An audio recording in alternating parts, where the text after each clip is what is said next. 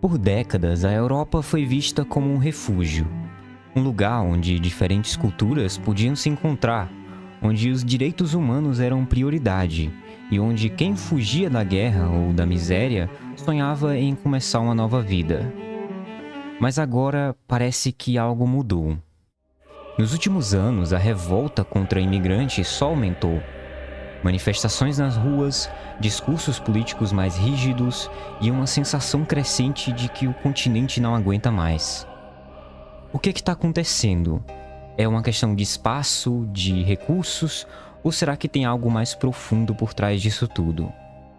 Por que você vê tantas pessoas nas ruas, até na internet, em tudo que é lugar, reclamando dos imigrantes em países europeus?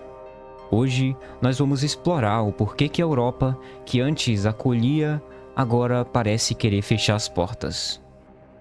Meu nome é Simon, esse daqui é o Aqui Eu Te Mostro, e bora pro vídeo.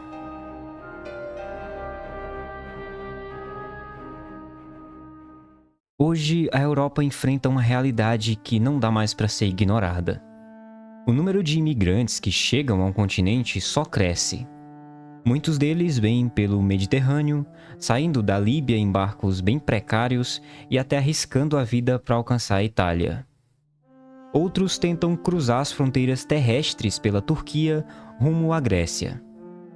Só que a infraestrutura da Europa não está mais dando conta. Países como a Itália, Espanha, Grécia ou até a França, que são as principais portas de entrada, estão enfrentando desafios muito grandes. Os centros de acolhimento estão lotados e muitas dessas pessoas acabam vivendo em condições precárias por meses ou até anos. Além disso, o impacto vai muito além desse lado humanitário. Escolas, hospitais, serviços públicos dessas regiões estão sobrecarregados. E essa pressão constante tem gerado alguns problemas não só entre os imigrantes e as comunidades locais, mas também entre os próprios países da União Europeia que não conseguem chegar a um acordo sobre como lidar com essa situação. É como se a Europa estivesse tentando apagar um incêndio sem ter muita água ou água suficiente. A pergunta que fica é: até onde isso pode ir antes que o sistema entre em colapso? Portugal. Portugal, conhecido pela sua hospitalidade e pela imagem de país acolhedor, também está enfrentando tensões quando o assunto é imigração. Nos últimos anos, a chegada de estrangeiros em busca de melhores oportunidades de vida, principalmente brasileiros, mas também pessoas de outros lugares do mundo, trouxe vários desafios ao país. Políticos portugueses têm se pronunciado cada vez mais sobre a necessidade de revisar essas políticas de imigração. Alguns argumentam que o país, apesar de ser pequeno, está recebendo mais pessoas do que pode suportar. A questão é bem polêmica porque, ao mesmo tempo em que Portugal precisa de mão de obra devido ao envelhecimento da população, o aumento do número de estrangeiros também está gerando um efeito colateral muito ruim. No mercado de trabalho, por exemplo, muitos imigrantes aceitam salários mais baixos e trabalhos até piores só para conseguir se estabelecer. Isso tem levado a uma sensação de competição injusta entre trabalhadores locais, especialmente em setores como construção civil, serviços e até agricultura. E qual que é a consequência disso?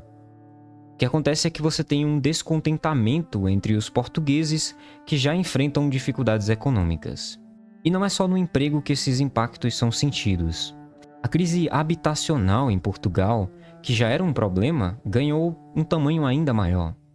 Cidades como Lisboa e o Porto viram o custo de moradia subir muito, em parte devido à alta demanda por aluguel e também por conta da chegada de diversos imigrantes que não conseguem encontrar um lugar para ficar.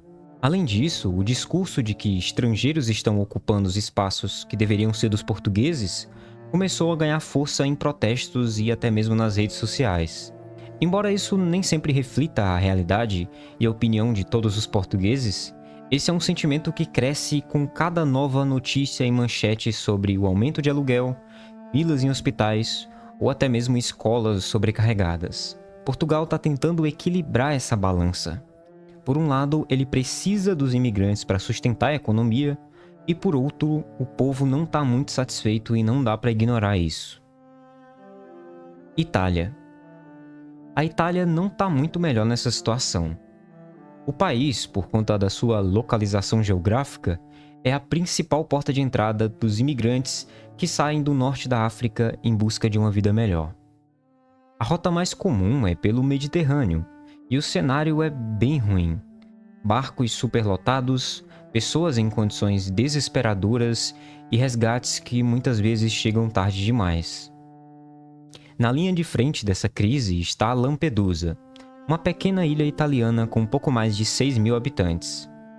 Porém, em certos dias, esse número de habitantes pode subir muito, porque o número de imigrantes que chega ali geralmente é até maior do que o total de moradores do lugar. E o impacto disso daqui é bem visível. Centros de acolhimento lotados, falta de recursos básicos e uma população local que não sabe mais o que fazer.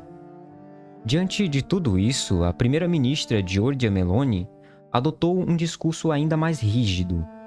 Em declarações mais recentes, ela deixou claro que as políticas de imigração da Itália precisam ser endurecidas.